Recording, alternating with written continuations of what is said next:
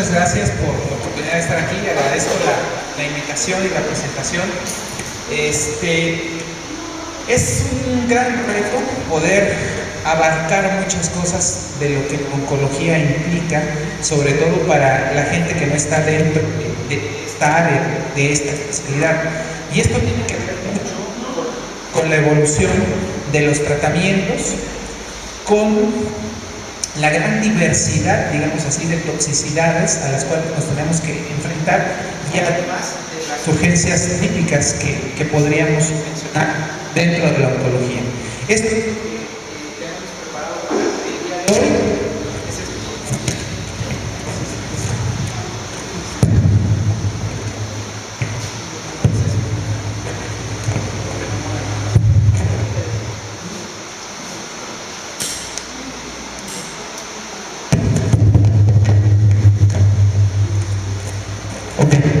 Bueno,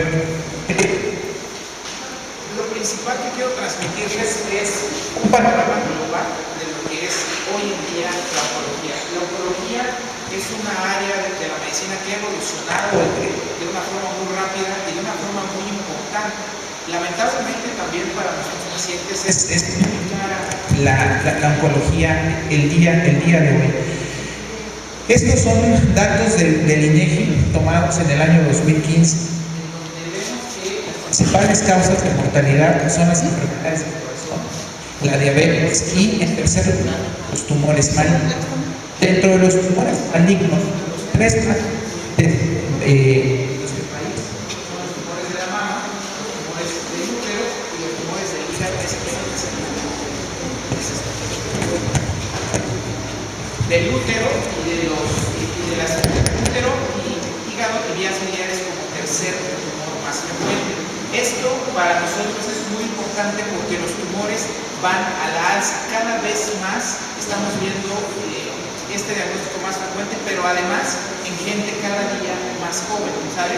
Un ejemplo de esto es el cáncer de mama en México, es 10 años antes que en el resto de la población. Nuestras mujeres se están diagnosticando alrededor de los 45, 50 años. La mediana en el INCAN son 50 años. En el resto del mundo es más o menos 60 años. Algo tenemos en nuestra población que está impactando en estos diagnósticos más tempranos. En forma global, estos son los medicamentos más frecuentes que utilizamos en oncología. Llámense los citotóxicos o la quimioterapia. Como sabemos, la quimioterapia actúa mucho a nivel del DNA y las células que están en constante replicación. Los citotóxicos más frecuentes que utilizamos en distintos tumores, llámese mama, llámese pulmón, llámese estómago, son en general los análogos del 5-FU, los cuales interfieren a nivel de las vitaminas, esto es la síntesis de químicos, lo cual interfiere obviamente con la DNA. La doxorubicina y todos los antibióticos tienen una toxicidad muy específica, que es la toxicidad cardiovascular, lo cual genera un daño de insuficiencia cardíaca, el cual es irreversible. Y las antraciclinas en general tienen una dosis limitante para la vida de los pacientes. Esto es la doxorubicina, que es la quimioterapia que más frecuentemente utilizamos en cáncer de mama. La dosis limitante de toxicidad cardíaca son 480 miligramos por metro cuadrado. De tal manera que una paciente en toda su vida no puede recibir más de 6 dosis del medicamento. Si recibe más, el riesgo de falla cardíaca irreversible también se incrementa en forma exponencial. La toxicidad más frecuente de los análogos del 5-FU es el síndrome mano-pie, que son las manos y las palmas de los pies se ponen rojas, se fisuran, se descaman, se despegan las uñas, puede haber diarrea y puede haber estreñimiento, como la toxicidad más frecuente de este medicamento. ¿Cómo lo van a identificar? Son pacientes que les ponemos infusores, los cuales se llevan 46 horas a su casa conectados a un portacat, o una quimioterapia muy famosa que utilizamos en muchos tumores que se llama capecitabina o gelora, la cual es un medicamento que se toma en forma constante durante 14 días en su casa. Los otros medicamentos son los alquilantes. Dentro de ellos el cisplatino es un medicamento típico en cáncer de pulmón, típico también en cáncer de vejiga, el cual es el rey de la náusea. No hay otro medicamento en la medicina que produzca más náusea que el cisplatino. La otra toxicidad importante del cisplatino es el daño renal y la ototoxicidad. Deja sordos a los pacientes y los deja con insuficiencia renal en forma irreversible. Los taxanos es un medicamento vital en el tratamiento de cáncer de mama y de cáncer de pulmón. También en cáncer de ovario es típico el famoso paclitaxel o el famoso docetaxel.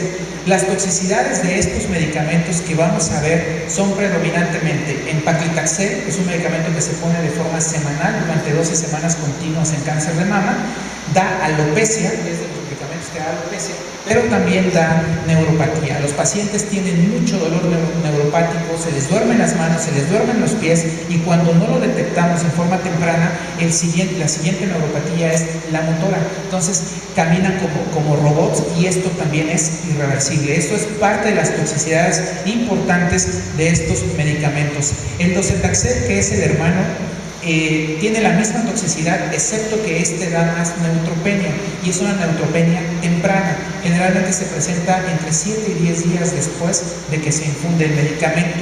Con los demás sí existe la neutropenia, pero generalmente se da en el nadir, esto es al día 14 de haber aplicado la quimioterapia. Los análogos del 5-FU y la capecitabina son medicamentos que casi no dan ningún tipo de neutropenia.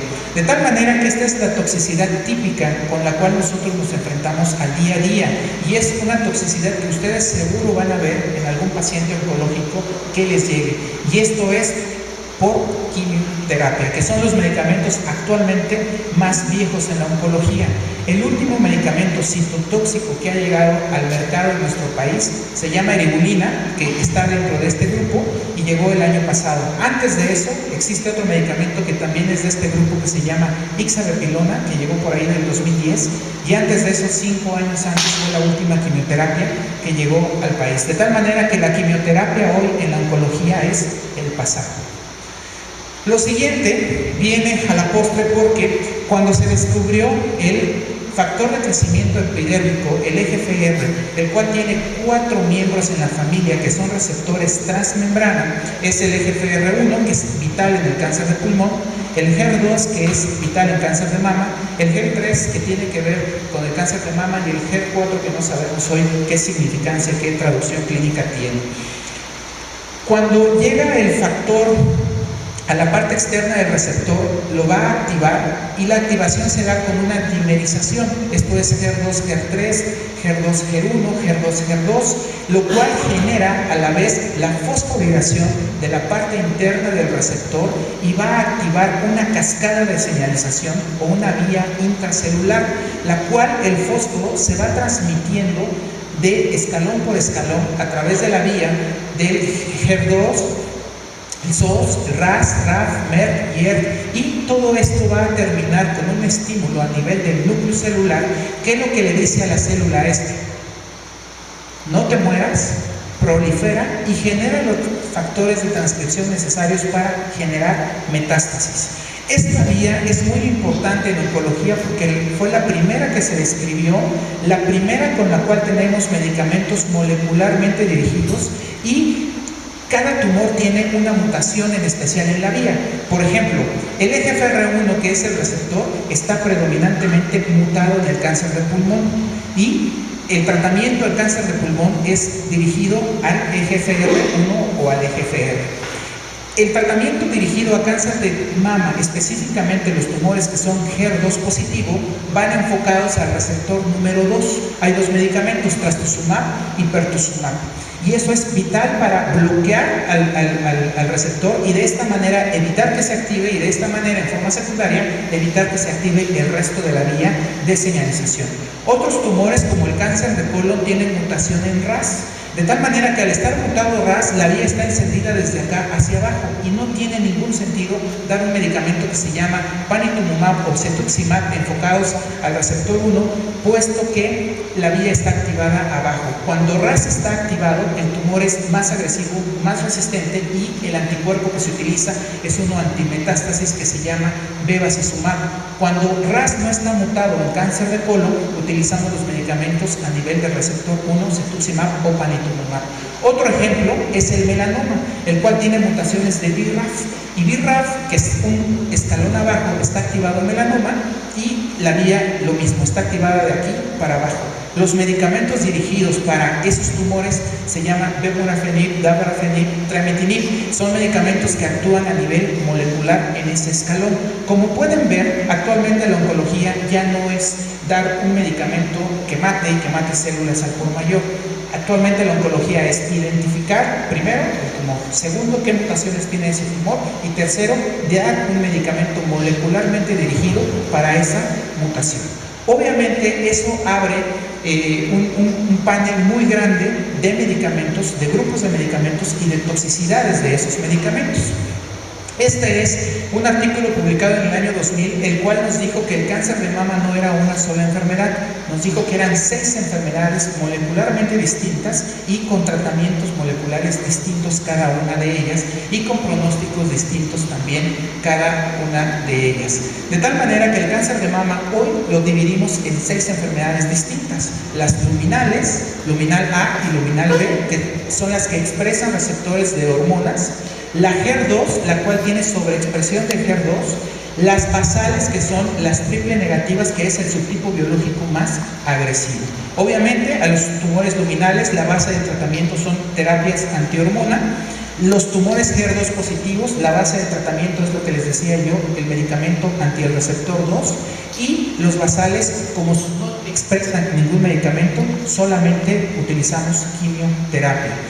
En unos años más, el cáncer de mama no van a ser 6 enfermedades, van a ser alrededor de 20 enfermedades distintas. Hoy sabemos que los subtipos triples negativos, que son el 20% de los tumores, son a su vez 6 distintos tumores ya molecularmente separados, y cada uno de esos va a tener tratamientos también distintos. Entonces, cáncer, por ejemplo, de mama, hoy no es una enfermedad, son 6 enfermedades. Dentro de algunos años van a ser 20 enfermedades, todas con pronósticos distintas, todas con tratamientos distintos. La sobreexpresión del HER2 significa que de forma natural las células tienen alrededor de 25.000 a 50.000 receptores. Cuando el HER2 está sobreexpresado en el 25% de los tumores de cáncer de mama, significa que hay alrededor de 2 millones de receptores en cada célula, lo cual genera el estímulo de prolifera, no te mueras, y la metástasis. Eso es lo que hace a los tumores HER2 positivos especialmente agresivos. De tal manera que los medicamentos que les acabo de comentar, que ya dijimos, quimioterapia y anticuerpos, tienen perfiles moleculares y de toxicidades distintos. La quimioterapia ya les dijimos, los anticuerpos tienen perfiles de toxicidades distintos. ¿Cuál? Por ejemplo, trastuzumab, su toxicidad más frecuente es falla cardíaca y es 2%, es reversible. Los medicamentos para cetuximab y panitumumab, que son para cáncer de colon y pulmón, la toxicidad más frecuente es fotodaño y rash. Bevacizumab, que es otro anticuerpo, su toxicidad más frecuente es hipertensión y proteinuria. Los nuevos medicamentos van dirigidos al sistema inmune, que son anticuerpos, pero al ser toxicidades completamente nuevas y distintas, se las voy a mencionar en forma separada. El siguiente grupo de medicamentos son los inhibidores tirosinosinasa, los cuales tienen la característica de penetrar al nivel del citoplasma de las células y actuar en los escalones que yo les dije. Los anticuerpos, todo lo que termina en MAP, actúan fuera de la célula en el receptor. Cetuximab, panitumumab, rituximab y bevacizumab.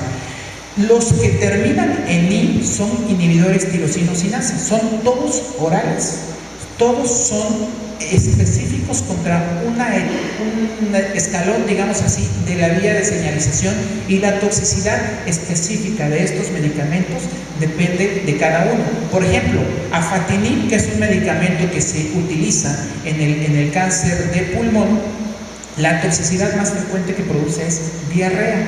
La apatinib, que se utiliza en cáncer de mama, la toxicidad más frecuente es diarrea. Cetuximab y gefitinib y erlotinib, que son medicamentos para cáncer de pulmón también, la toxicidad más frecuente es diarrea y rash. Son toxicidades completamente distintas a las que vemos hoy con quimioterapia. Actualmente, lo nuevo en la oncología son los inhibidores anti-CDKs, que son medicamentos que actúan en la fase G1 del ciclo celular, evitando que se pase la fase del checkpoint, le decimos nosotros, y de esta manera para la célula o la resta en la fase G1 del ciclo celular. La toxicidad típica de estos medicamentos, que son también medicamentos orales, es neutropenia. Los pacientes andan en la calle con 900 neutrófilos, 500 neutrófilos, 1000 neutrófilos, pero nunca hacen neutropenia febril, y es algo muy raro. A los oncólogos, por ejemplo, hace un año que llegó este medicamento al mercado, nos generaba mucho conflicto mandarlos a su casa con 900 neutrófilos a circular libremente, cuando siempre le tenemos miedo a menos de 1400 neutrófilos por la neutropenia febril, la complicación que esto implica. Con estos nuevos medicamentos, el único que hay ahorita en el país se llama palbociclib, anda con 900 neutrófilos y no les pasa absolutamente nada. Como pueden ver, depende del grupo de medicamentos que estemos hablando, ya todos molecularmente dirigidos, las toxicidades que estamos viendo y aprendiendo, porque son cosas nuevas, son completamente distintos a lo que estamos acostumbrados. El otro problema de estos medicamentos es la toxicidad económica. Ejemplo, palbociclib, un mes de tratamiento para los pacientes con cáncer de mama cuesta alrededor de 80,000 pesos la caja para un mes. Bevacizumab, que es un anticuerpo que se pone intravenoso cada 15 días, cuesta más o menos 100,000 pesos cada 15 días el tratamiento. Y los medicamentos más caros que actualmente estamos poniendo es la inmunoterapia, que va dirigida a mantener encendido el sistema inmune con una toxicidad característica, que son itis, colitis, hepatitis, tiroiditis, neumonitis. ¿Por qué? Porque el sistema inmune es el que está por sí mismo atacando las células tumorales, y lo único que estamos haciendo nosotros son inhibir el switch de apagado que se llama anti-CTLA4 o anti-PD1, los anticuerpos. ¿Cuál es el problema de esos medicamentos? Que va a ser el futuro en la oncología, y que ustedes los van a ver dentro de algunos años en más o menos 10 indicaciones que ya están aprobadas hoy por FDA. En México, cuando llegaron en el año 2010, solamente estaban aprobados para melanoma. La dosis de un medicamento de estas características era alrededor de 1 millón de pesos cada 20 días, lo cual obviamente era impagable. Actualmente, y es más barato, estamos hablando de alrededor de unos 300,000 pesos, pero aún así son impagables. Y lamentablemente para los pacientes y para los sistemas de seguridad, cada vez tienen más indicaciones, pero el problema no es ese. El problema es que son medicamentos altamente efectivos. Por eso les digo, la quimioterapia hoy es el pasado en la oncología, y obviamente estamos aprendiendo un perfil de toxicidades muy distinto a lo que estamos acostumbrados. De tal manera que el cáncer hoy no es esto, un grupo de pacientes que tienen una enfermedad que se llama cáncer de el nombre que quieran. Hoy el cáncer es una enfermedad que depende de la mutación que cada paciente tiene dentro de la gran masa. Esa mutación tiene un tratamiento molecularmente dirigido, y obviamente el resultado va a ser mucho mejor que dar quimioterapia, que es el tratamiento que hasta hoy podríamos decir es lo nuevo. Aquí lo podemos ver representado en el tratamiento de cáncer de mama primera línea metastásico HER2 positivo, que es como dividimos a los tumores. La quimioterapia solamente da una supervivencia libre de progresión de 4.6 meses. Cuando agregamos el anticuerpo trastuzumab, el cual lo paga el Seguro Popular solamente un año cuando debe ser de por vida, la incrementamos la supervivencia libre de progresión a 7.4 meses. Si agregamos un medicamento que se llama docetaxel, que es de los más recientes en oncología, la mediana de supervivencia se va a 11 meses. Y si hoy agregamos el pertuzumab, que es lo más nuevo que hay, la mediana libre de supervivencia libre de población se va a casi 19 meses, con una supervivencia global de 56 meses, algo nunca antes visto en cáncer de mama y sobre todo en el HER2 positivo, que como les mostraba, tiene un patrón de agresividad especialmente importante, digámoslo así. Esto es supervivencia libre de progresión a la primera línea. Si solo damos quimio, estamos hablando de 4 meses contra 18 meses. En supervivencia global, estamos hablando de 11 meses contra 56 meses, algo completamente nunca antes visto en oncología en cáncer de mama metastásico. De tal manera que hoy decir cáncer ya no es decir muerte, ya no es en cuánto tiempo me voy a morir. Hoy decir cáncer es intentar cronificar a la enfermedad y ese paciente va a vivir varios años relativamente bien cuidado. El problema es que nuestro país, nuestra población no tiene los recursos para poder cronificar esta enfermedad. Por eso seguimos viendo pacientes que se mueren muy pronto, pero no es porque no tengamos el conocimiento y el acceso a los medicamentos. El problema es que no tenemos el dinero para poderlos pagar ni en forma individual, mucho menos en forma asistencial o gubernamental. Ese es el panorama global que les quería mostrar de cáncer de mama. Vamos a hablar cáncer de mama y cáncer de pulmón y melanoma y todo lo que hoy es la oncología. Hablando específicamente de urgencias oncológicas, el síndrome de compresión medular es uno de los síndromes más importantes que vemos en oncología. ¿Por qué? Por lo que esto implica a nivel de la movilidad, de la postración y de la mortalidad que se incrementa en las pacientes o en los pacientes que lo padecen. Esto fue inicialmente reportado por ahí de 1925 y son las manifestaciones neurológicas causadas por la compresión, el desplazamiento o el encasillamiento del saco tecal, y esto tiene que ver con la enfermedad que generalmente se deposita en los cuerpos vertebrales. De tal manera que los tumores que más frecuentemente dan un síndrome medular son próstata, mama y pulmón. Solito representan alrededor del 20% de la incidencia. Riñón y linfoma representan un 10% y el mieloma solamente un 7.9%. Los demás tumores son mucho más raros que den metástasis a hueso, ¿saben? La incidencia por edad también es mucho más frecuente en las personas jóvenes, generalmente que tienen entre 40 y 50 años, donde la incidencia por la edad es de 4.39%, y las pacientes en general promedio, donde se diagnostican el grueso de las enfermedades, que es entre los 50 y los 70 años, son alrededor de un 6% en cuanto a la incidencia. Las posibilidades que un paciente haga un segundo síndrome medular van del 7 al 14%.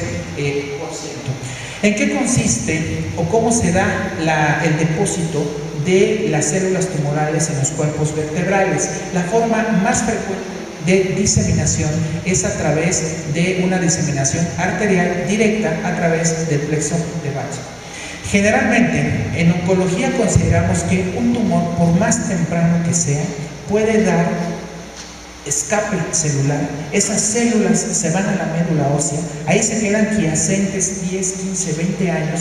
Por eso, aunque la paciente se trate, se radie, reciba quimioterapia, esas células que se quedaron quiescentes en la médula ósea son las que van a dar la recurrencia de la enfermedad 10, 15 años después, algo que sucede muy frecuentemente más en cáncer de mama hormono positivo. La otra es la implantación de los cuerpos vertebrales y el crecimiento tumoral que afecta específicamente al canal o al saco medular, y la otra es ya la compresión del plexo venoso, lo cual generalmente compromete la circulación y esto genera el vasoespasmo y posteriormente el daño. ¿Cómo entendemos la fisiopatología? Obviamente el tumor que se localiza a nivel epidural genera una compresión venosa, esto genera un proceso inflamatorio, lo cual a su vez da un edema vasogénico, y esto es lo que va a darnos las manifestaciones clínicas o el déficit neurológico. Obviamente cuando el edema es importante también genera problemas circulatorios, lo cual se agrega a un proceso isquémico y también contribuye al desarrollo de síntomas neurológicos. Esto genera también, cuando ya hay un daño mayor, un edema citotóxico, lo cual viene a complicar o es parte de la cadena patognomónica del síndrome de compresión. Como podemos observar, en amarillo están los tratamientos muy específicos para cada parte de la fisiopatología del síndrome medular. Los esteroides, predominantemente al inhibir la interleucina E. Cuando ya hay un problema neurológico, el tratamiento de descompresión quirúrgica o la radioterapia, y son como las herramientas más frecuentemente que vemos de tratamiento. Dentro de las series de casos, se considera que un síndrome medular representa entre un 8% o hasta un 30% el síntoma inicial en algún cáncer, sobre todo en próstata en hombres o en pulmón, que son los más frecuentes. En mama es más difícil que esto suceda a primera vez. ¿Por qué? Porque es más accesible la mama y es más fácil detectar un tumor ya palpable. ¿Cuál es el síntoma principal de un síndrome medular? El dolor, que va entre un 80 y un 96%. El segundo signo para el diagnóstico es la debilidad y ya al final el déficit sensitivo y la disfunción autonómica. Los sitios más frecuentes de metástasis a cuerpos vertebrales es la columna dorsal, el segundo sitio es la columna lumbosacra y en tercer lugar los cuerpos cervicales en el 10% de los casos. ¿Cómo hacemos el diagnóstico? Especialmente con tomografía, que es la herramienta más importante. La herramienta más fina es la resonancia, la cual tiene sus problemas respecto al acceso, y el PET-CT. De una forma más convencional, la radiografía nos permite identificar el colapso del cuerpo vertebral, pero si hay afección extramedular que no está generando mucho compromiso estructural óseo, es más difícil poderlo diagnosticar por radiografía, de tal manera que la resonancia nos permite identificar el daño óseo, si hay o no compromiso del saco medular, y obviamente la afección ósea que esto puede tener, obviamente también cuando hay enfermedad paravertebral, la cual está infiltrando también a los cuerpos vertebrales. Hay un esquema de clasificación que es del Hospital Memorial, el cual está basado a nivel de la resonancia, específicamente en las secuencias, la cual nos permite identificar enfermedad confirmada al hueso, que es en la calificación 0, la enfermedad que invade al espacio pero que no toca el saco, cuando ya hay una compresión medular, pero hay todavía flujo de líquido cefalorraquídeo, y en tercer lugar, cuando hay una compresión, pero ya no existe flujo de líquido cefalorraquídeo. ¿Cuál es el tratamiento específico para un síndrome medular? Esto va a depender mucho de la histología del tumor primario, de tal manera que hay tumores que son muy sensibles a quimioterapia, los cuales es una buena opción dar quimioterapia de forma inicial, aunque es un poco tardada. También depende de la sensibilidad a radioterapia, y cuando son tumores generalmente insensibles tanto a quimio como a radio, la mejor opción es la cirugía, la cual va a depender su indicación o no de la capacidad funcional del paciente, las comorbilidades y sobre todo el pronóstico oncológico que pueda tener. De tal manera que un paciente oncológico, llámese como se llame el tumor etapa 4, no es sinónimo de muerte. Es un paciente que puede tener todavía varios años de supervivencia si se trata de forma adecuada. De tal manera que un cáncer de mama, por ejemplo, que está debutando, pues sin duda tiene 5 años por delante de tratamientos y múltiples líneas de tratamientos. Aquí la limitante sería la económica. No así, por ejemplo, un tumor renal, el cual tiene menos opciones de tratamiento, aunque eso ya está cambiando. O un páncreas, por ejemplo. El páncreas es todavía un tumor hoy por hoy de los más difíciles en tratar, porque solamente tenemos 3 esquemas de quimioterapia y la bendición para el paciente, no tenemos más. Pulmón no, pulmón ha cambiado radicalmente desde el año 2010 que entró erlotinib y gefitinib al mercado, ha cambiado radicalmente la supervivencia en pulmón, y hoy los pacientes están viviendo 3 años. Antes solamente vivían 8, 9 meses, de tal manera que no es sinónimo de muerte, y eso es muy importante que ustedes lo tengan siempre presentes, porque es algo con lo que nosotros nos encontramos frecuentemente. El paciente hace una colecistitis, llega a algún hospital y lo primero que dice, no, pues ya no le hagan nada, tiene cáncer, se va a morir. Eso no es real y hay que aterrizarlo en las condiciones específicas de cada paciente.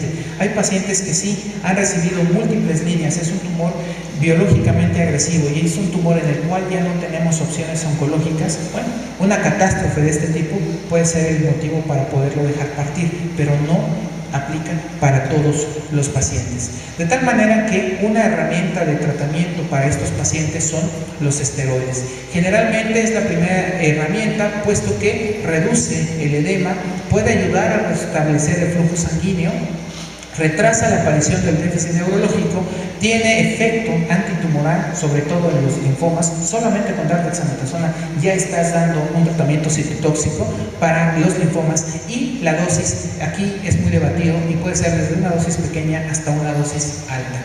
De tal manera que hay pocos estudios bien hechos que nos den mucha evidencia del valor de los esteroides para el tratamiento de un síndrome medular, pero podemos ver que los resultados, cuando se comparan, por ejemplo, dexametasona combinada con radioterapia contra radioterapia sola, son mucho más adecuados cuando es la combinación de dexametasona radioterapia.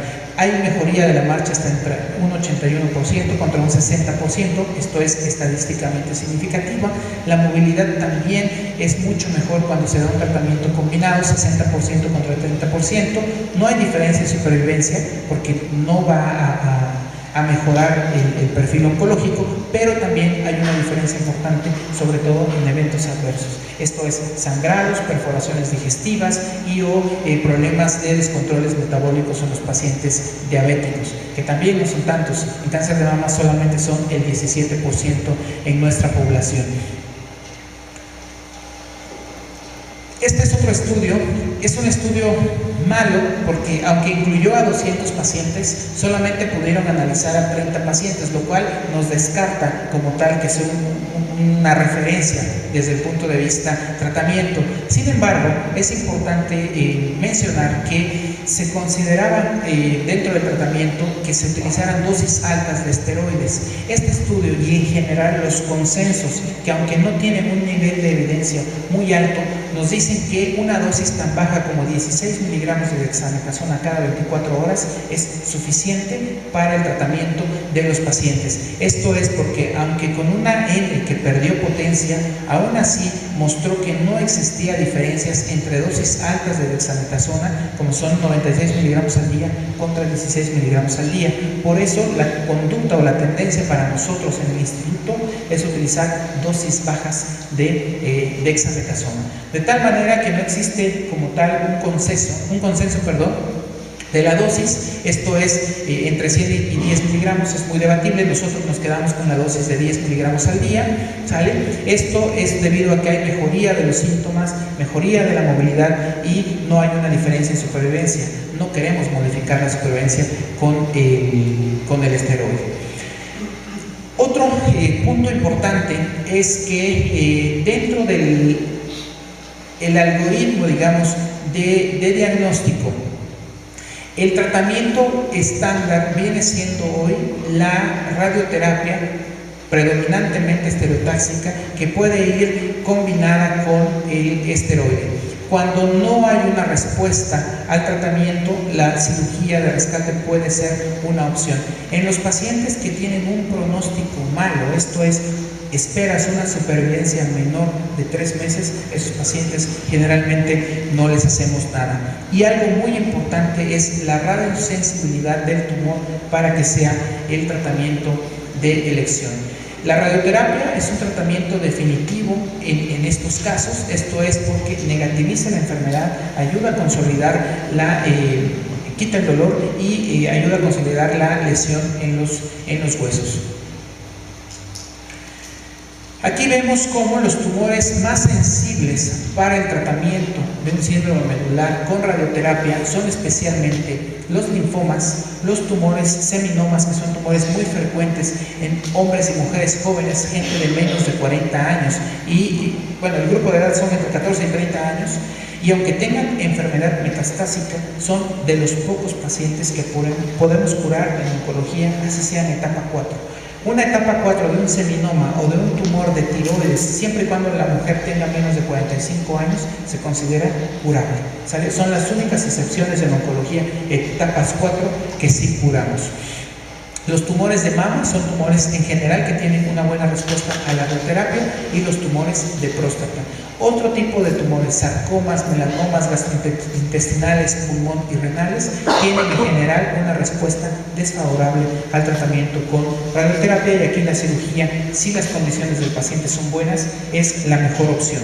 ¿Cómo se da la radioterapia? Generalmente incluye al cuerpo vertebral afectado y 2 cuerpos arriba y 2 cuerpos vertebrales abajo para poder garantizar un tratamiento adecuado. La cirugía más la radioterapia puede ser una opción, sobre todo en pacientes que son bien seleccionados. Requieren que se discutan de una forma importante con equipos multidisciplinarios. Esto generalmente no sucedía o no sucede muchas veces a la hora de definir el tratamiento de un paciente. Nosotros en el instituto ya no hay un paciente que llega a cancerología que no sea pasado a través de una unidad funcional, les decimos nosotros. Todo paciente que llega de primera vez al instituto va a la unidad funcional que le corresponde, llámese pulmón, llámese gastro, llámese mama, llámese gínico. Y ahí el equipo multidisciplinario es el que va a decidir, basados en la etapa, basados en todas las imágenes, en comorbilidades, cuál va a ser la secuencia de tratamientos que ese paciente va a requerir, de tal manera que ya no es un capricho o es una estrategia del médico, y es que yo los trato así y el de enfrente los trata distintos y el de frente los trata distintos. No, actualmente ya estamos unificando criterios y todos los pacientes se tratan basados en guías internacionales. Un paciente operable en general son los que tienen bajos riesgos de complicaciones, tienen una morbilidad perioperatoria baja. Son pacientes que tienen inestabilidad, que tienen fracturas patológicas, que tienen una disfunción autonómica que lleva menos de 48 horas, que tienen una esperanza de vida larga, que tienen fragmentos intraespinales, con tumores que tienen pobre respuesta a radioterapia y o que se consideran no candidatos a radioterapia porque ya recibieron radioterapia a esa parte previamente. Los tumores que se pueden tratar de forma, o la forma quirúrgica de tratamiento, pues es la laminectomía, la descompresión, obviamente la estabilización instrumentada y o la vertebroplastía como un procedimiento intervencionista. Obviamente hay escalas para intentar predecir la supervivencia de estos pacientes, todas son basadas en publicaciones de Estados Unidos y las cuales nos ayudan a predecir, basados en el puntaje que obtienen los pacientes, la posibilidad de supervivencia, sobre todo que sea mayor a 3 o incluso 6 meses. El pronóstico va a depender obviamente del tiempo que lleve de evolución el compromiso neurológico.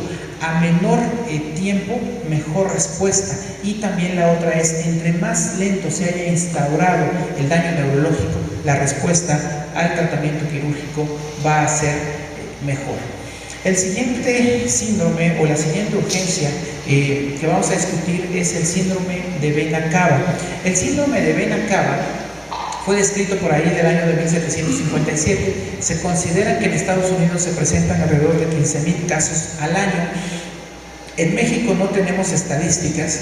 Recientemente se acaba de crear el Registro Nacional de Enfermedades Neoplásicas, las cuales han anunciado como un batillo. Vamos a ver que realmente las instituciones trabajen de forma coordinada y sí se haga como tal un registro nacional. Sale el 40% de los casos. Antes, en la década de los 50, estaba asociado a aneurismas, a sífilis o a tuberculosis. Hoy, a partir del año 2010, el 95% de las causas de un síndrome de vena cava es predominantemente por una enfermedad neoplásica. Y el síndrome significa que son manifestaciones clínicas resultantes de la compresión o de la oclusión de la vena cava superior que impide el flujo de la sangre al ventrículo derecho del corazón. Las causas benignas son las menos frecuentes, entre un 20 y 30%, sobre todo fibrosis mediastinal, infecciosas, sobre todo en la década de los 50, aunque la tuberculosis ya va a ser una enfermedad también del futuro, lamentablemente multiresistentes, la sífilis o la TB, los bocios, la sarcoidosis y o las trombosis relacionadas a catéteres o a malformaciones y o a cables de marcapasos, que también lo vemos cada vez más frecuente.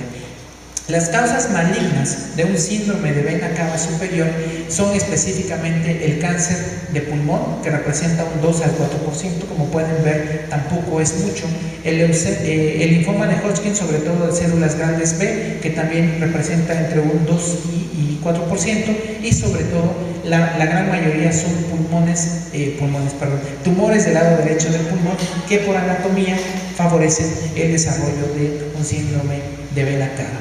El tumor más frecuente del pulmón que lo produce es el de células no pequeñas.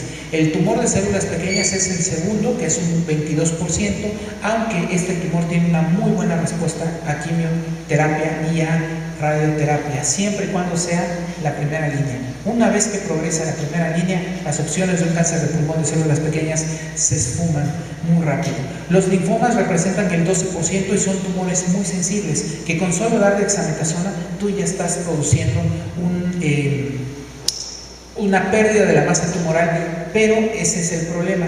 Un linfoma, o si estás sospechando un linfoma, antes de dar la primera dosis de esteroide o de comenzar a radiar, tienes que biopsiarlo porque cambia la histología y eso dificulta mucho la adecuada identificación del tipo de linfoma y obviamente el tratamiento en el futuro. Entonces, si tienen un paciente con linfoma o sospecha de linfoma, primero tomen una biopsia y después ya hagan la primera estrategia de tratamiento, que puede ser dexametasona. Un tumor metastásico el 9%, tumores germinales el 3%, sobre todo los de mediastino, que además son de mal pronóstico, los timomas el 2% y el mesotelioma el 1%. La fisiopatología depende mucho del sitio anatómico donde se da la obstrucción. Si es arriba de la vena ácidos, la tríada que vamos a ver sobre todo es congestión del cuello, de la cara, de los brazos, de los hombros. Y si la oclusión es debajo de la vena ácidos, vamos a ver un mayor edema de estos síntomas, pero además vamos a ver red venosa colateral a nivel de la pared anterior del abdomen y en la cara posterior del tronco. Eso nos va a ayudar clínicamente a poder identificar el sitio de la oclusión. El diagnóstico, obviamente, lo más frecuente es el edema facial, la distensión de las venas del cuello, la disnea, la tos, la distensión de las venas del tórax, edema de los brazos y la pétora facial, que son los más frecuentes signos clínicos. El diagnóstico es predominantemente tomográfico. Una radiografía nos puede ayudar a identificar una masa en el mediastino, es todo lo que nos dice, pero la tomografía nos ayuda a delinear, a identificar perfectamente el sitio y la extensión de la masa tumoral dentro del mediastino. Y obviamente lo ideal sería hacer un PET-CT, lo cual no es nada barato y es poco accesible por el medio de medicina nuclear. Las clasificaciones de necesidad de una prótesis endovascular son las de Kishi y la de Stanford, las cuales nos ayudan a intentar predecir qué tanto se va a beneficiar ese paciente con una prótesis endovascular, lo cual es algo que hacemos muy poco a nivel de oncología. Lo típico que hacemos es radiar y o iniciar quimioterapia. El tratamiento médico generalmente incluye medidas de soportes, iniciar esteroides siempre y cuando no sea linfoma y no tenga diagnóstico, el manejo de diuréticos, la anticoagulación, sobre todo la radioterapia y o la quimioterapia si es un tumor sensible. El intervencionismo puede ser una opción, sobre todo cuando lo hacemos de forma adecuada, y la cirugía es algo que prácticamente no hacemos por la movilidad y la mortalidad.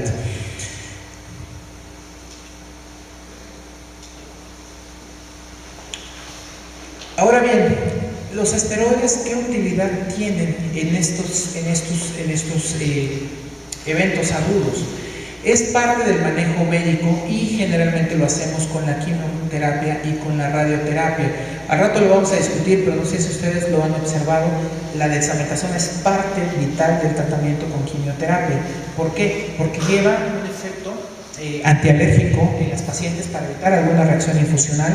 También tiene un efecto antiemético, lo cual es adecuado, digámoslo así, desde el punto de vista del esquema antiemético que vamos a utilizar. Aquí, ¿qué función tiene? Tratar de reducir el edema. Hay una mejoría de los síntomas, tiene efectos sobre los tumores, sobre todo los linfomas. Obviamente hay que cuidar los eventos adversos y no existe también una dosis recomendada. Generalmente utilizamos entre 8 y 24 miligramos al día en bolos, no nos vamos más tiempo. ¿Cuáles son las claves, digamos así, pros y contras de los distintos tratamientos? De la radioterapia, que es un tratamiento no invasivo, que puede ser parte de un tratamiento del tumor primario. ¿Cuáles son las contras? Que tarda entre 7 a 10 días de verse la mejoría, aunque la puedes comenzar a ver más o menos en el segundo día cuando es un tumor muy sensible. Del inicio pueden empeorar los síntomas, esto es por la inflamación local y la mucositis a nivel del esófago, con lo que eso implica que el paciente días después no puede deglutir, no puede tragar, se deshidrata, hay que poner una sonda o hay que poner una gastrostomía, además de que puede dejar fibrosis y ese esófago cerrarse. Obviamente, si lo hacemos antes de tener un diagnóstico histológico, comprometemos el diagnóstico y obviamente la toxicidad que ya comentamos. Los stent tienen un alivio rápido de los síntomas, no es posible comprometer el diagnóstico y obviamente en una fase secundaria se puede dar tratamiento con quimioterapia y o radioterapia. ¿Cuáles son los contras? Que es un proceso invasivo, el riesgo de sangrado, se aumenta el riesgo de trombosis y no tiene ningún efecto para el tratamiento de la enfermedad de base. El otro problema de los stents son los costos, generalmente no son nada barato y la hora en una sala de hemodinamia mucho menos. La quimioterapia tiene sus pros, que se considera no invasiva, llámese así, sirve para tratar la enfermedad primaria, no requiere como tal un equipo especializado, se puede dar en cualquier lugar siempre y cuando tengamos canalizada una vena y gente capacitada para prepararla e infundirla. Las contras es que no hay una respuesta rápida, sí se puede ver más o menos al quinto día, ¿sale?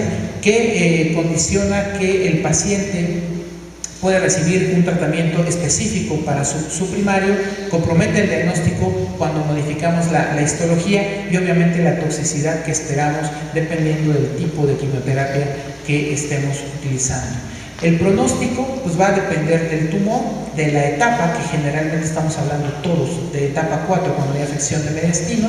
La mediana de supervivencia va entre 1.5 a 9 meses. La recurrencia con quimio o radioterapia es del 20%, con un stent la recurrencia es del 11% siempre y cuando lo puedas radiar o dar quimioterapia en una forma secundaria. El siguiente síndrome que vamos a discutir es la lisis tumoral, el cual lo consideramos que es una emergencia y está caracterizada por las sustancias tóxicas que libera el tumor al generar una muerte celular importante. ¿Cuáles son las características de la lisis tumoral?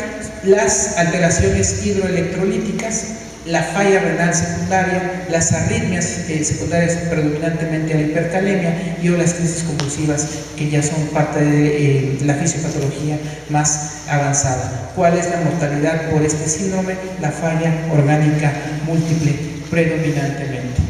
¿Cuáles son los tumores que más frecuentemente se asocian con un síndrome de lisis tumoral? Los valoramos en riesgos. Los tumores de alto riesgo para una lisis tumoral es el linfoma de Burkitt, el linfoma linfoblástico, la leucemia linfocítica y otro tipo de leucemias. En un momento más vamos a ver valores. De riesgo intermedio, los linfomas de bajo grado, el mieloma, sobre todo cuando tiene mucha carga tumoral, el cáncer de pulmón, sobre todo de células pequeñas que tienen buena tasa de respuestas a radio y a quimio, y los tumores germinales, sobre todo cuando son voluminosos. De riesgo bajo, por ejemplo, es un meduloblastoma. Otros tumores que pueden dar una lisis tumoral es el cáncer de mama, el cáncer de ovario, el cáncer de vulva y los tumores, bueno, los germinales ya los habíamos mencionado. Hasta hoy les puedo decir que yo nunca he visto un síndrome de lisis tumoral secundario a un tumor sólido. Sí nos da, digamos así, mucho miedo y preparamos a los pacientes, sobre todo en los terminales, cuando tienen mucha carga, sobre todo en retroperitoneo, pero en otro tipo de tumor sólido es poco frecuente, son más frecuentes en los tumores hematológicos. Los factores predisponentes son predominantemente basados al tipo de tumor, sobre todo los linfomas. El linfoma de Burkitt es el rey del síndrome de lisis. Los linfomas linfoblásticos de células grandes, las leucemias linfocíticas agudas con muchas cargas tumorales y los tumores sólidos con altos índices de replicación. ¿A qué nos referimos con un índice alto de replicación? Ustedes tal vez van a ver en reportes de patología una cosa que se llama Ki67 o Ki67. Lo reportan en mama, lo reportan en muchos tumores, no todos los patólogos. El Ki67 es una proteína nuclear y te habla de la velocidad de replicación de los tumores. Por ejemplo, en mama, que es uno de los tumores más frecuentes, un Ki67 elevado se considera más del 20%, y ese es un tumor biológicamente agresivo que lo bota de ser un luminal A, que es el menos agresivo, a un luminal B triple negativo y o HER2 positivo. Y un Ki67 menor del 20% son tumores lentos e indolentes. Pero acuérdense, un tumor no es una sola cosa. Si tú tomas una biopsia de un tumor, y eso ya está demostrado, tú tomas en un extremo, en otro extremo y en otro extremo, aunque es el mismo tumor, si tú los perfilas desde el punto de vista secuenciación genómica, van a tener distintas mutaciones y distintas expresiones, de tal manera que eso nos explica mucho cómo tú das tratamiento a un cáncer y ves una respuesta, por ejemplo, en la mama, pero en la axila nunca respondió ese tumor, aunque es técnicamente el mismo tumor. Cuando tú lo ves en una manera homogénea, no es lo mismo, tiene mutaciones, tiene perfiles dentro del mismo tumor, hay una heterogeneidad importante, y eso te explica por qué las diferencias en las respuestas cuando tú las estás evaluando. El otro factor predictor de una lisis tumoral es el volumen tumoral, esto es tener tumores de más de 10 centímetros. Nosotros consideramos que un tumor de 1 centímetro tiene 1 billón de células. Imagínense un tumor de 10 centímetros, la cantidad de células, y tumores mayores que tienen una cantidad de células mucho más elevada. Que los pacientes tengan una elevación de la DHL más de 2 veces su valor normal en el momento del diagnóstico, que tengan leucocitos totales superiores a 25.000, sobre todo en las leucemias, metástasis o mucha carga tumoral, esto es, muchas lesiones en hígado, muchas lesiones en pulmón, muchas lesiones en hueso. Eso, aunque no te hace tener una bola única muy grande, sí te habla de una carga tumoral muy extensa y diseminada. La función renal previa del paciente, esto es sobre todo en pacientes que tienen enfermedades crónicas que afectan la función renal, y los niveles basales de ácido úrico, sobre todo cuando son superiores a 7.5, y la respuesta al tratamiento. Tumores altamente sensibles, espera siempre una lisis tumoral. Tumores que sabes que son biológicamente resistentes a quimioterapia, ejemplo, un sarcoma, esperas muy poco una lisis tumoral. Al contrario, esperas una falla renal aguda por linfosfamida más que por una lisis tumoral. Aquí están los valores. Se consideran pacientes de alto riesgo, sobre todo de los linfomas y las leucemias, cuando tienen más de 100.000 células en leucemias linfoblásticas, y en mieloblásticas cuando tienen más de 50.000. En linfomas, más de 50.000 en general se considera de riesgo intermedio, y en el linfoma no Hodgkin, células entre 50.000 y 10.000 te dan un riesgo intermedio para desarrollar una lisis tumoral. ¿Cuál es la fisiopatología? Esto depende de la súbita liberación a la circulación de los productos intracelulares, lo cual genera un desequilibrio sérico y obviamente un desequilibrio en la eliminación de los mismos, y al perderse ese equilibrio es donde vienen las manifestaciones clínicas y bioquímicas. ¿Cuáles son las manifestaciones de la lisis tumoral?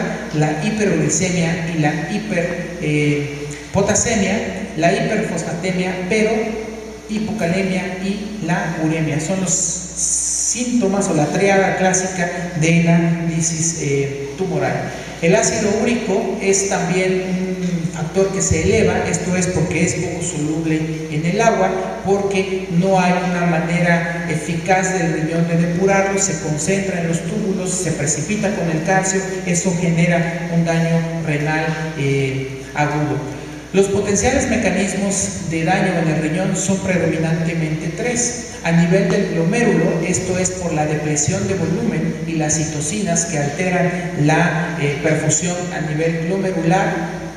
A nivel del túbulo, sobre todo por la isquemia que producen y el daño en el transporte de los solutos a través de las membranas, y a través del túbulo distal, esto es por la precipitación de los fosfatos y calcios que generan el daño renal de las distintas fisiopatologías en este síndrome.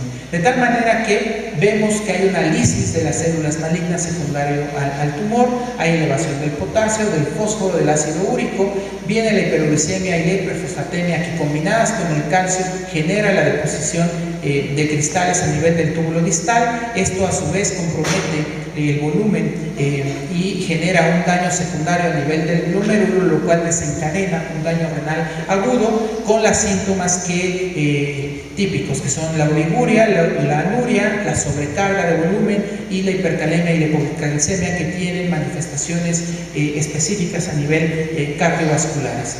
Hay factores agravantes como son la hipotensión, utilizar medicamentos nefrotóxicos, la sepsis y los daños previos que el paciente puede tener en su salud y que tiene que ver específicamente con sus morbilidades.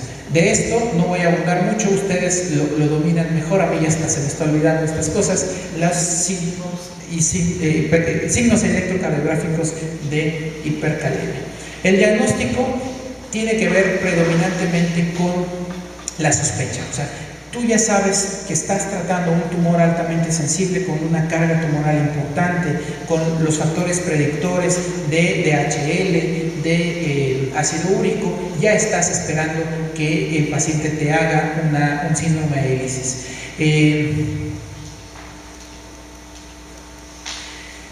Basados en la publicación de New England, esto es, ¿cuáles son las manifestaciones típicas? La hiperuricemia, sobre todo un ácido úrico superior a 8. La hiperfosfatemia con un fosfato mayor de 4.5. La hipercalemia con un potasio mayor de 6. La hipocalcemia con un calcio corregido menor de 7. Y la lesión aguda del riñón. Con la clasificación del Carrier-Bishop, lo que vemos es que tienen los pacientes criterios de laboratorio para diagnosticar un síndrome de lisis tumoral, que son los que ya hemos repasado. Se requiere por lo menos la presencia de 2 criterios para poder hacer el diagnóstico de lisis tumoral, y los criterios clínicos, en donde ya vemos realmente una elevación, arritmias, convulsiones, y el grado 5, que implica la muerte del paciente, como en todos los grados en oncología. El grado 5 implica muerte por una toxicidad específica debida al tratamiento. ¿Cómo lo intentamos prevenir la lisis tumoral? Específicamente hidratando al paciente, tratar de mantener una diuresis adecuada, más de 100 mililitros por hora. Podemos utilizar allopurinol específicamente por vía oral para poder prevenir la elevación, sobre todo cuando el ácido úrico ya está elevado. La uricasa, que es algo que es muy difícil de conseguir y que nunca hemos utilizado, y la alcalinización de la orina es algo que es muy debatido, que tanto puede servir o no utilizar bicarbonato. Generalmente se recomiendan hidrataciones con soluciones superiores a los 3.000 mililitros. Alcalinizar la orina con bicarbonato, que es algo muy debatible. Intentar mantener una diuresis superior a 100 mililitros por hora. Se puede utilizar diuréticos para intentar forzarla. Disminuir el ácido úrico con allopurinol, generalmente 300 miligramos por metro cuadrado por día o 10 miligramos por kilo. Para la hipercalemia, las resinas de intercambio o las soluciones polarizantes. Para la hiperfosfatemia, el hidróxido de aluminio, que bueno, nunca lo hemos hecho. Y para la hipocalcemia, la reposición con gluconato. En los pacientes que generan un daño renal agudo, la única manera de intentar revertirlo es a través de la diálisis. La neutropenia. La neutropenia para nosotros como les digo, en oncología tiene 5 grados. El grado 5 es el mayor, que es la muerte. Un grado 1 implica tener neutrófilos totales, no leucocitos totales, sino neutrófilos superiores a 1500. Un grado 2 implica tener entre 1000 y 1500 neutrófilos. El grado 3 entre 500 y 1000, y un grado 4, que generalmente es la neutropenia febril, que nos muestra menos de 500 neutrófilos circulantes. La neutropenia febril estrictamente para nosotros es una emergencia, sobre todo cuando se relaciona con la presencia de temperatura y una célula, un total de células menores a 500 neutrófilos totales. Obviamente esto tiene un área de debate. Esto ¿a qué me refiero con un área de debate? Que tener un paciente con cierta afección, sobre todo en los neutrófilos, hay estudios que te dicen que te hablan de una buena densidad de dosis.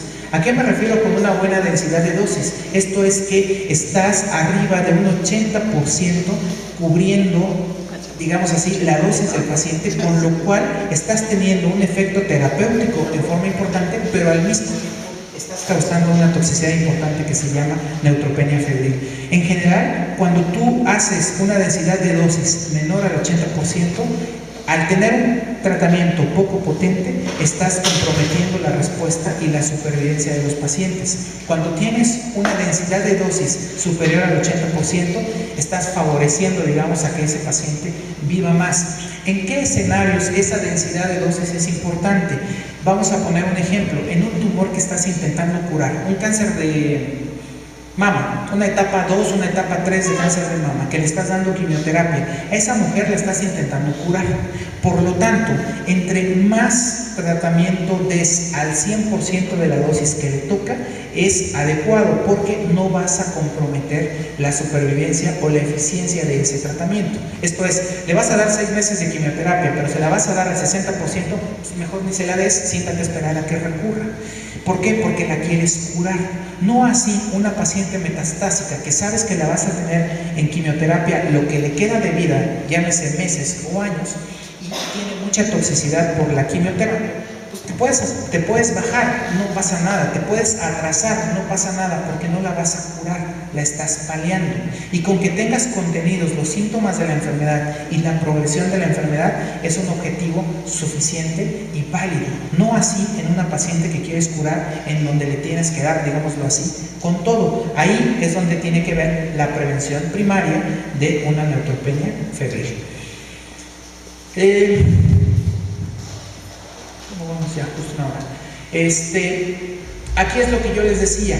¿Cómo intentamos prevenir esta toxicidad por citotóxicos, específicamente con factores estimulantes de colonias? ¿Cuál es el típico? El filgastrin. Cuando lo comparamos con placebo, vemos cómo las pacientes tienen una mejor supervivencia, simplemente porque estás evitando complicaciones y al mismo tiempo estás dando una densidad de dosis adecuada. Obviamente, cuando llevas a un paciente a neutropenia, el riesgo de que esta neutropenia se convierta en una neutropenia febril es del 10% por día, obviamente con las consecuencias que eso implica para la calidad de vida de los pacientes. ¿Cómo tratamos a las neutropenias? Generalmente las tratamos guiados en las guías de ITSA, las cuales se trasladan a las guías europeas y americanas, que son las de NCCN, de las cuales nos guiamos mucho más.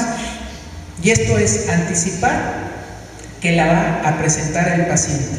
¿Cómo sabemos que un paciente va a presentar neutropenia? Bueno, sabemos que los pacientes añosos te dan neutropenia, sabemos que si tienen comorbilidades te dan neutropenia, pero sobre todo sabiendo qué veneno le vamos a poner. Nosotros sabemos qué esquemas de quimioterapia son los más tóxicos desde el punto de vista hematológico, y obviamente vas a prevenir con esos pacientes. A mucha gente no les gusta dar factores estimulantes de colonia porque piensan que al mismo tiempo también estás estimulando la proliferación del tumor, lo cual es algo muy debatido en oncología. Muchos oncólogos no consideramos que eso sea una realidad y siempre hacemos prevención y utilizamos factores, y hay médicos que prefieren no utilizarlo y se bajan de las dosis para evitar por miedo, al mismo tiempo de una forma secundaria e indirecta, favorecer la proliferación tumoral. ¿Qué comorbilidades puede dar? Hipotensión, neumonía, el dolor abdominal y alteraciones neurológicas. Generalmente tendemos a clasificar la neutropenia en riesgos. Riesgo bajo, cuando tiene menos de 20 puntos, 21 puntos, basados en comorbilidades, en la edad, en la carga tumoral, el tipo de tumor que el paciente tiene, y en alto riesgo cuando tiene más de 21 puntos. En la evaluación inicial de un paciente con neutropenia hay que hacer todo: biometría, química, electrolitos, función hepática, hemocultivar en series de 2, si tiene catéter, cultivar el catéter y al mismo tiempo una periférica. Si hay otros sitios de cultivo, esto va a depender de la evaluación clínica, no sé, salida de material coagulento, la orina, va a depender mucho de evaluación médica que se haga, y hacer un estudio de imagen del tórax si el paciente tiene síntomas respiratorios. Los bichos más frecuentes que causan una neutropenia febril son los gram positivos, sobre todo estafilococcus y enterococos, y los gram negativos son generalmente Escherichia coli y Klebsiella y Enterobacter. Obviamente Pseudomonas, esto ya es más en un ambiente hospitalario. ¿Cómo abordamos la neutropenia febril? Estamos hablando que el paciente tiene fiebre, tiene menos de 500 neutrófilos, y si es un paciente de bajo riesgo, en donde sabemos que puede tener neutropenia, son pacientes que generalmente tratamos de forma ambulatoria. Les damos un tratamiento oral, esto es porque sabemos que está cerca, porque tiene un medio de comunicación con el médico, y el antibiótico que utilizamos es ciprofloxacina combinado con amoxicilina con ácido clavulánico. En pacientes que tienen una infección ya bien documentada, estos cultivos positivos, estrictamente el tratamiento tiene que ser intravenoso y tiene que hospitalizarse. Si el paciente responde, hay que observarlo en promedio 4 días. Si la respuesta es favorable, se va a su casa. Si son pacientes de alto riesgo, el tratamiento tiene que ser específicamente con antibióticos y hospitalizado. Los antibióticos recomendados son piperacilina, tazobactam, carbapenémicos, ceftazidima o cefepime.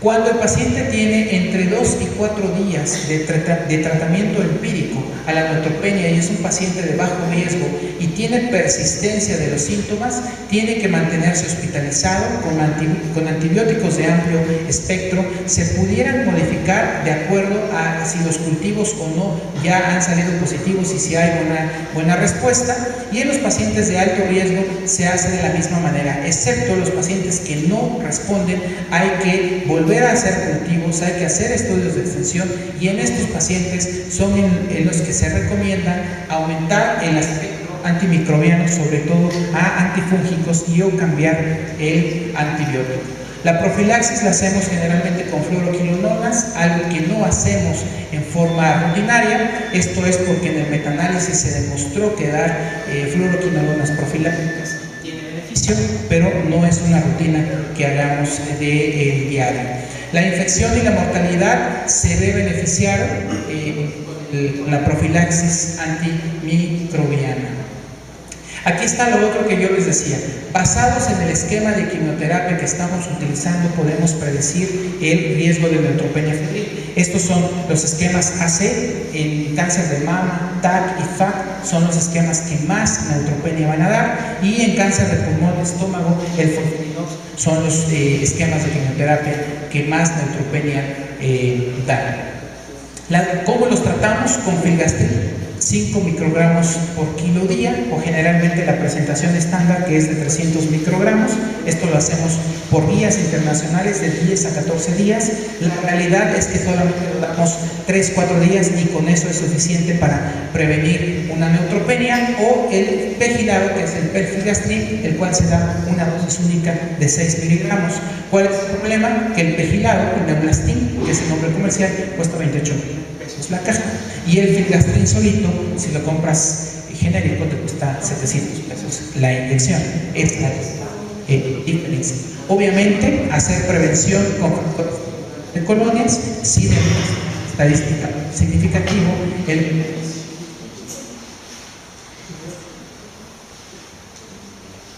metaanálisis que confirma. Por eso es que sí lo hacemos en todos los escenarios. Aquí está la conclusión: en pacientes con esquema esquemas de quimioterapia que dan de neutropenia febril, se tiene que hacer profilaxis con un factor estimulante. En pacientes que tienen un riesgo intermedio de neutropenia, que esto es entre el 10 y el 20%, la profilaxis va a depender de las condiciones físicas y clínicas del paciente, y con esquemas de bajo riesgo, esto es de menos del 10%, generalmente no se recomienda ningún tratamiento profiláctico. Finalmente, otro gran problema de la oncología es la náusea y el vómito. La náusea es la sensación subjetiva y bueno, la emesis es la peristalsis inversa que combina con la expulsión del contenido gástrico a través de la boca.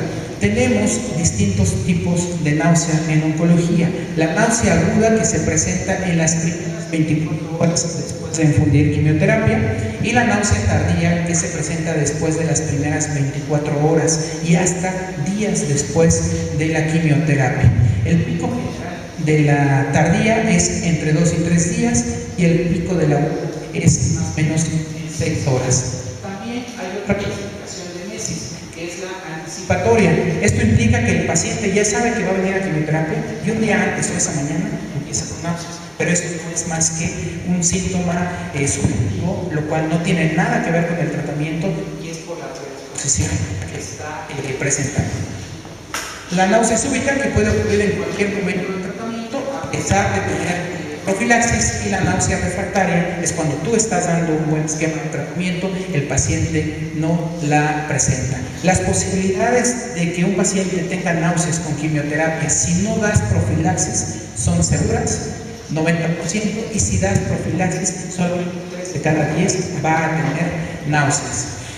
Los factores del riesgo, pues obviamente el esquema, la dosis y la vía, sobre todo los intravenosos, y el paciente tiene que ver el sexo, la edad, alcohol y su estado funcional. Generalmente las mujeres jóvenes tienen una mayor predisposición a presentar náusea. Otras causas que nunca hay que olvidar son hipertensión, que tengan hipercalemia, otro tipo de fármacos, sobre todo el tramadol nos mete mucho ruido, la presencia o no de gastritis, sobre todo medicamentosa, o si es una enfermedad o un tumor de la cavidad abdominal, tratar de descartar una oclusión intestinal. ¿Cuál es la fisiopatología de la náusea? A nivel entérico, la liberación de serotonina, la cual a nivel de los receptores, sobre todo en el área postrema y en el núcleo solitario, son los gatillos que van a disparar la náusea.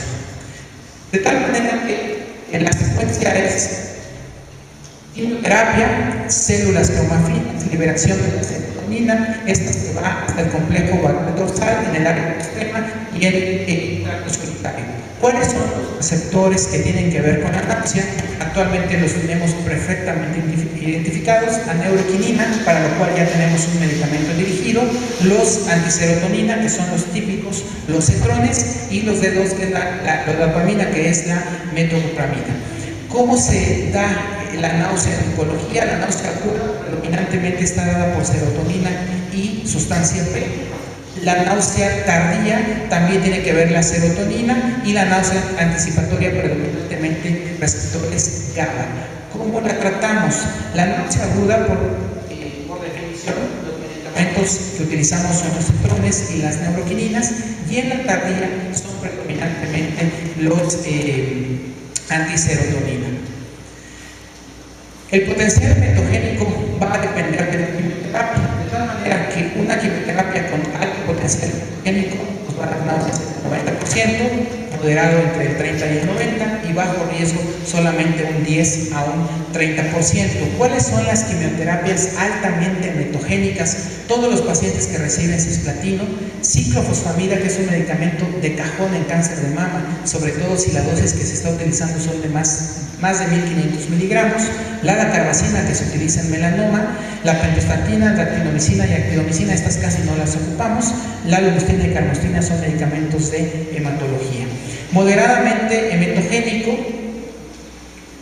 son los esquemas de quimioterapia, sobre todo combinados, que llevan ciclofosfamida, imatinib, temozolomida y o vinorelbina. Son esquemas moderadamente hematogénicos. ¿Cómo vamos a medir la severidad de la náusea? La grado 1 solamente vemos pérdida del apetito. La grado 2 hay disminución de la ingesta, pero no hay pérdida ponderal, ni deshidratación, ni malnutrición. La grado 3 es inadecuada ingesta tanto de vía oral, sea hídrica o calórica, y eso ya está comprometiendo a los pacientes. Generalmente una toxicidad grado 3 es la que lleva a un paciente a urgencias. El grado 4 amenaza la vida del paciente y el grado 5 se traduce en muerte. Si le queremos poner número, 1 a 2 vómitos son un grado 1, 3 a 5 vómitos son un grado 2 y más de 6 vómitos son un grado 3, que ese paciente tiene que llegar a urgencias porque si no se va a deshidratar. De hecho, nosotros siempre les damos este número, más de 6 vómitos se viene para urgencias.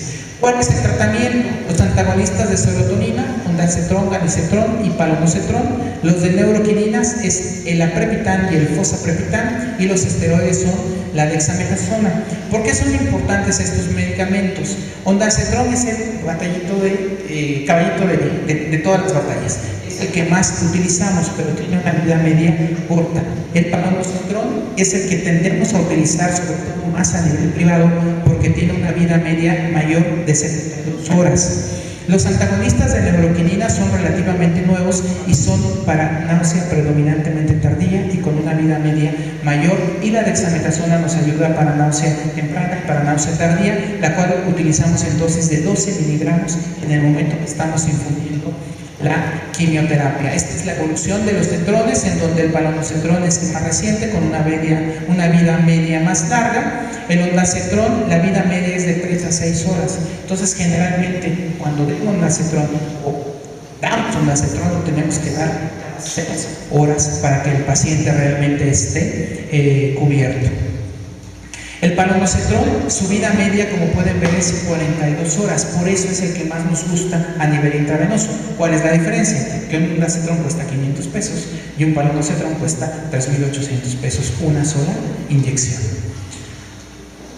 Aquí están los eventos adversos más frecuentes de los cetrones. La cefalea, la fatiga, el estreñimiento y la diarrea son las toxicidades más frecuentes de estos medicamentos, y como pueden ver, con el palonosetron son especialmente bajos. Obviamente la diferencia es el costo. Las dosis ondansetron, estas son las dosis que utilizábamos antes, 24 miligramos y 16 miligramos. En vía oral y en vía IV generalmente utilizamos 8 miligramos. El palonosetron son 0.25 miligramos por vía en bolo en su diluyente. Los de la neuroquinina, específicamente el Element, que es el oral, o el IV, Element oral se da 125, la caja viene con 3 pastillas, cuesta 1.500 pesos. La caja trae una de 125 miligramos que se da una hora antes de la quimioterapia y 2 más de 80 miligramos que se dan las 2 mañanas subsecuentes a la quimioterapia. El IV tiene un año en el país y se utiliza dosis única, 150 miligramos intravenoso previo a la aplicación de la quimioterapia. Los eventos adversos más frecuentes del aprepitan son la debilidad, la náusea, el estreñimiento y el sinculto como los más frecuentes. En general, por metaanálisis sabemos que dar cualquiera de los cetrones, ondansetron, ganisetron, tropisetron y dolasetron, son exactamente iguales, incluyendo el palonosetron, el cual tiene la ventaja que al tener una vida media más larga te da un beneficio un poco mayor, pero en efectividad los tres son exactamente Este es el estudio que llevó a la aprobación del aprepitan como un tratamiento de esquema para prevención de náuseas, en donde la combinación con aprepitan es mucho más efectiva que solamente lo que hasta ese momento se consideraba como el estándar, que eran 2 drogas, dexametasona y ondansetron. Cuando agregamos una tercera droga, que es el aprepitan, el esquema antiemético mejora, pero obviamente el costo antiemético empeora, porque si estamos hablando que un Element cuesta más o menos 5.000 más 3.000 del palonosetron más 50 pesos de la dexametasona, pues nos estamos gastando más o menos 8.000 solamente en el tratamiento antiemético. Si damos una quimio normal para mama, una doxorubicina, ciclofosfamida, esa quimioterapia cuesta 13.000 pesos. El problema es que es altamente emetogénica, de tal manera que hoy tratar la toxicidad de la quimioterapia es más cara que la propia quimioterapia. La dexametasona tiene el efecto en náusea aguda y en náusea tardía, por eso es parte de la triple droga que debe llevar un esquema de quimioterapia, sobre todo altamente emetogénico. De tal manera que si ustedes revisan y lo tienen a la mano, las guías de NSSN de antiemesis, ahí les van a decir qué esquemas de quimioterapia son alta, moderada y bajamente emetogénicos, y ya con eso podemos determinar que un esquema altamente emetogénico lleva un cetrón, la dexametasona y el aprepitant. Un esquema moderada solo debe llevar ondansetrón, palmocetrón con dexametasona. El bajo puedes poner uno o los dos si tú quieres, y esquemas mínimamente emetogénicos no necesitan ningún medicamento antináusea. Esto es hasta este año. El año pasado, a finales, se publicó en New England un esquema de antináusea que incluía una cuarta droga, olanzapina, Ciprexa, y es mucho más efectiva que la combinación de 3 drogas. Incluso la efectividad antináusea se eleva de un 40% a un 70%, lo cual lo hace mucho más eficaz. ¿Cuál es el problema de ese esquema antiemético con olanzapina? La somnolencia. El mismo paciente te dice: doctor, me desaparecí 4 días porque los 4 días estuve dormido. Ese es el único problema de ese esquema, pero de que es altamente eficaz es una cosa maravillosa. Y con esto espero 1h20, no estuvo tan mal, y espero que no os haya aburrido. Muchas gracias por su atención. Si tienen alguna pregunta, con todo gusto.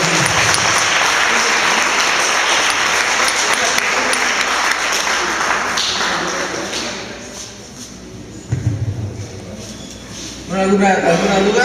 ¿Comentario? ¿Algo? ¿Sí? En el tratamiento de la neutropenia, si el paciente es alérgico al ciprofloxacino, ¿qué tratamiento es? Si es alérgico al cipro, levo. Es la otra opción.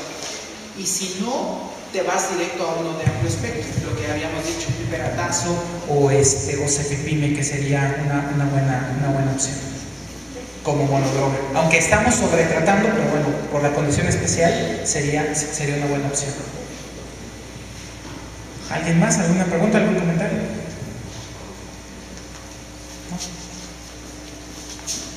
Pues bueno, pues entonces muchas gracias.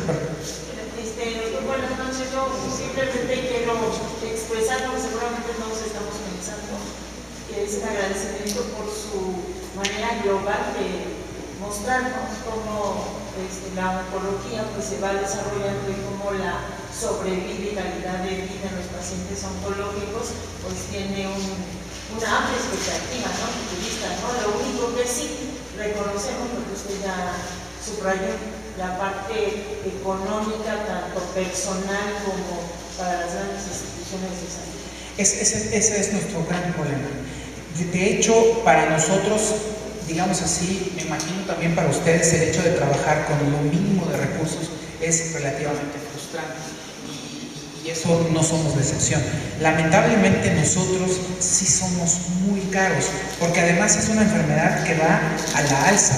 De hecho, hay estimaciones que para el 2030 incluso el cáncer sea la principal causa de muerte y ya no las causas cardiovasculares, lo cual para cualquier sistema de salud o seguro de gastos médicos mayores es catastrófico.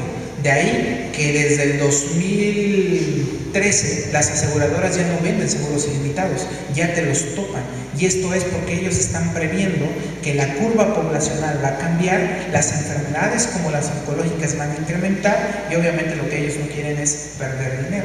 Y los pacientes que no tengan las posibilidades, que van a ser la gran mayoría, incluso los ricos, te dicen: doctor, ¿cuánto va a salir esto? No, pues tanto. ¿Cuánto voy a vivir? No, pues 2 años.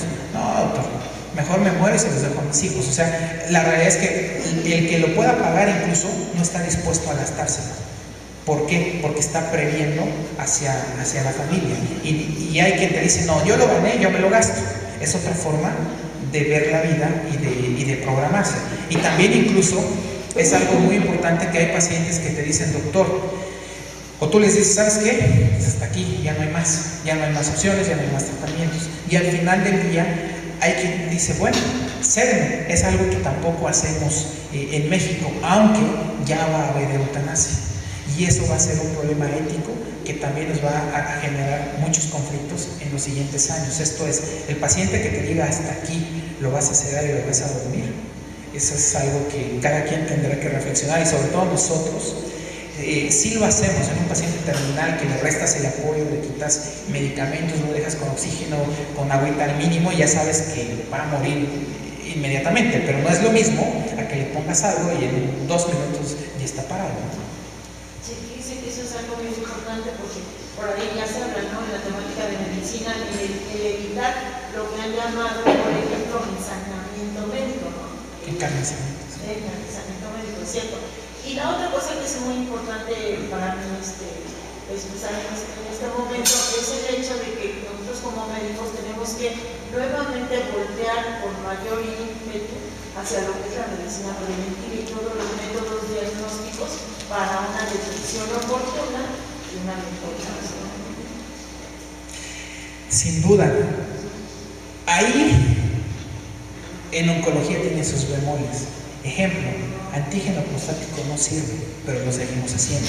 En Reino Unido eso ya no se hace, es medicina del pasado. En México seguimos haciendo antígeno prostático a nuestros pacientes. ¿Por qué? Porque estamos sobrediagnosticando, estamos sobretratando, y el paciente al final del día no se va a morir de cáncer de próstata, pero sí ya lo sobrediagnosticaste y ya lo sobretrataste. Lo que se está intentando hacer con los perfiles moleculares que les mostré de cáncer de mama, perfilar los tumores de próstata, y de esta manera identificar qué subgrupos sí se van a beneficiar, y a eso sí tratarlos, y a los demás, basados en sus comorbilidades, en su esperanza de vida, dejarlos a libre evolución. Mama, yo le podría decir que la mastografía, y eso si quieres es pollito de otro momento, salva una vida por cada casi 3,000 pacientes escrineadas. Entonces tampoco es un método que sea altamente eficaz, pero bueno, es lo único que tenemos para detectar enfermedad visible más no palpable, que es el objetivo de la mastografía. Si ya tienes una enfermedad palpable, que de ahí el cambio que se hizo en las políticas es, pues agárrala lo más chiquito que se pueda, por eso el de tócate, tócate, tócate. No lleva la finalidad más que, en lugar de agarrar tumores de 5 centímetros, lo agarres de 1 o de 2, que sería una etapa 1 o máximo una etapa 2. Pero la mastografía, el objetivo es enfermedad visible, algo que puede ser incluso in situ, más no palpable, pero no es un método altamente eficaz. El único grupo que sí tiene un beneficio importante son mujeres de más de 55 años, en las cuales salvas una vida por cada 300 mastografías. Entonces, es muy complejo. Ahora, ¿de qué hay que hacer prevención? Sí, hay que hacerlo. El otro tumor que se recomienda es colon, arriba de los 40 años, más bien arriba de los 50, todo el mundo. Familiares que tienen pacientes con cáncer de colon 10 años antes de la enfermedad en que se diagnosticó el paciente. Esto es, si se diagnosticó a los 50, pues todos a los 40 tienen que comenzar a escanearse. Doctor, ¿qué hacen en el Reino Unido con respecto a ese? Nada. Cuando ya da manifestaciones es cuando los tratan, porque generalmente el paciente se muere antes de sus comorbilidades.